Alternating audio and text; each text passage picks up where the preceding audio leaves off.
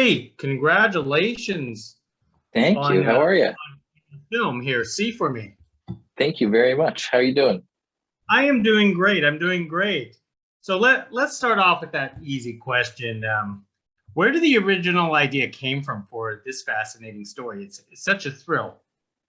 Well, thank you. The original idea came from when one of the writers, Adam York, who's one of the two writers, along with Tommy Gushu, who heard about one of these apps. There's a few of them out there now, but that are designed to assist somebody who's visually impaired by linking them up with a potential stranger, to help them, answer a question, navigate a certain moment, or whatever the case may be.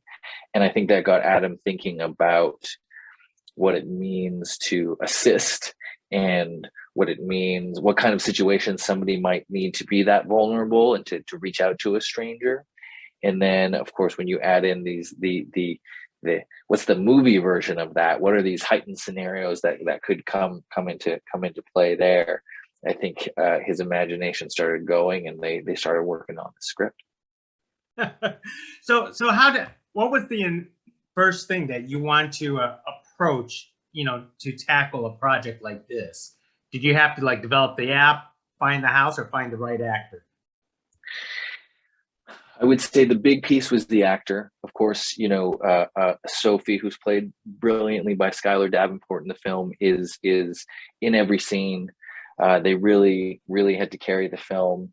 I Part of what attracted me, on top of this thrill ride and this really fun roller coaster of an evening that we get to watch as an audience, is this element of representation and seeing a character that we may not have seen before,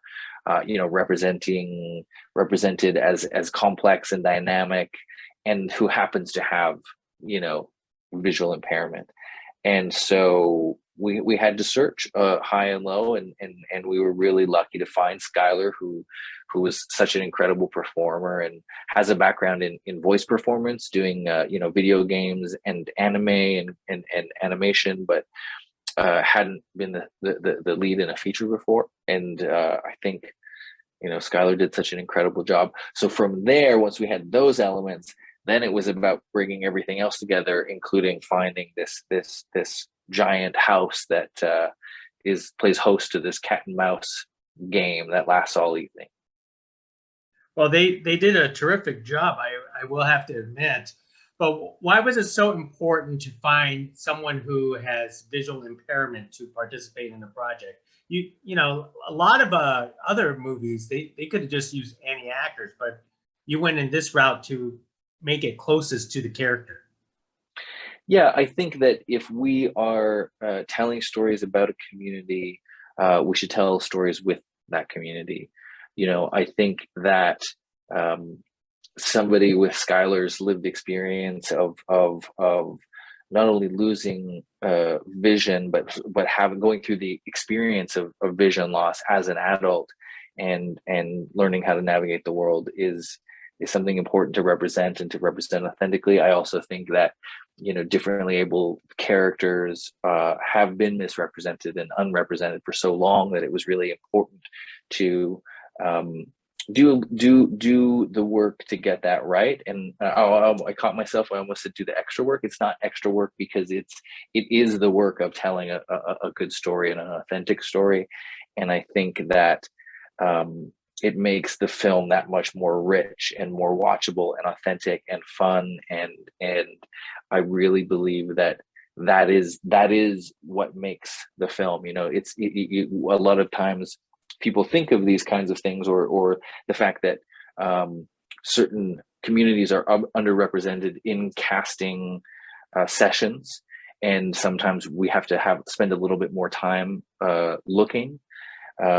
But we're not here. Nobody gets into this industry to do something easy or to do the easiest thing. And so I think, that was important to me and to the team from the get-go. And I think that the collaboration with Skylar and what Skylar was able to bring in terms of how Sophie moved through the house and how Sophie navigated the world, and how they would interact with these characters really brought a whole other level of fun and authenticity to the movie. Did you have to make adjustments to the production for visual impairment? Through on the set. We absolutely did. You know, we're shooting a thriller at night. We were actually doing night shoots, and we were, you know, in a real house, and so we really from the get-go had to rethink everything. And then we had to rethink everything again from the same perspective when the pandemic hit. And I again, this took some time out of our schedule for sure. But I think that when we all sort of had to re-examine our day-to-day process of how to do this thing, how to tell these stories while taking care of each other with the modesty and humility to know that nobody had done this very particular combination of things before.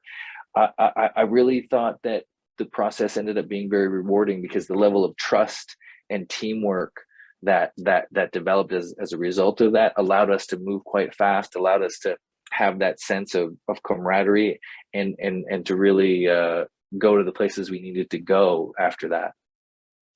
You know, one of the things that I was astonished about this film is you didn't choose an easy house to film in. You decided to choose a house that is simply a maze.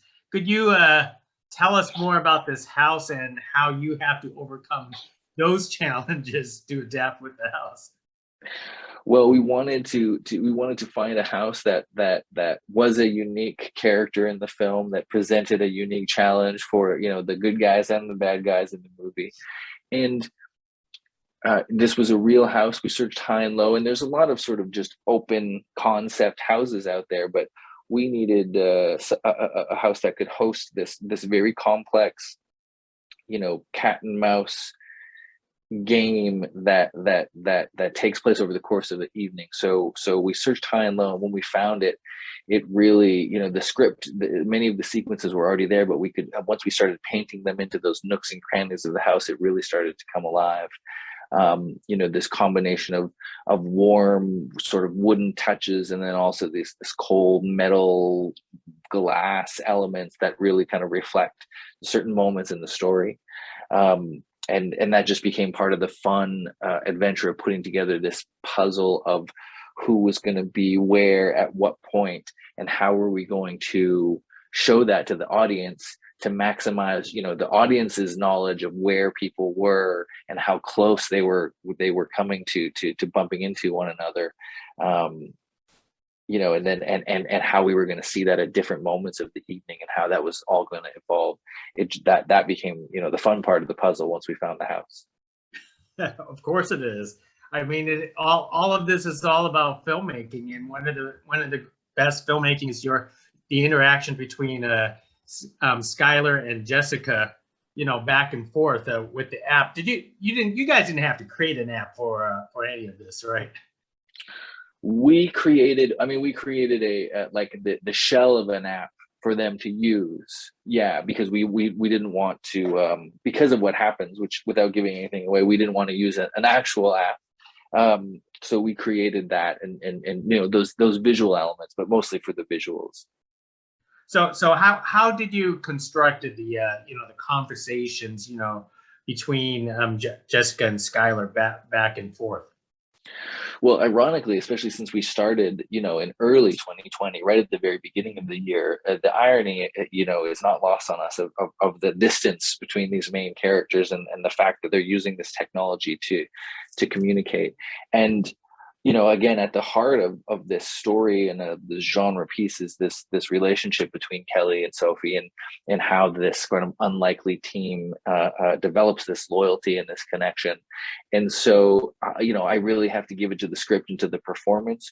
You know, we had to shoot it in a specific way, and we had to make sure that the timing was there, and that we had to give them the opportunity to step up. But really, the relationship that develops, you know, is because the performances of Jessica Parker Kennedy and Skylar Davenport were so amazing, and because we were shooting at different times. They weren't actually talking to each other live most of the time, and so they're playing off of myself reading badly or ADs reading, and in the middle of the night in these nooks and crannies of this house, and the sense of the relationship that develops is really so important to the film, and it's a testament to how great of a job they did. That is amazing on the stuff that you pulled off in this film, and we're at the edge of our seats watching this home invasion story unfold. But one more thing before I let you go, Randall. What's your next challenge? Up for yourself. I mean, this is probably one of the greatest challenges, but you're not going to stop here, are you? No, like I say, the challenge is what we're here for. There's a lot of easier things to do, but we're not here for the easy road. And sometimes it's quite scary, but the rewards are there. So I've got another story in the works, and I'll just say that it takes place in a whole other kind of reality. It's not at night. Or actually it is at night, but it's not inside.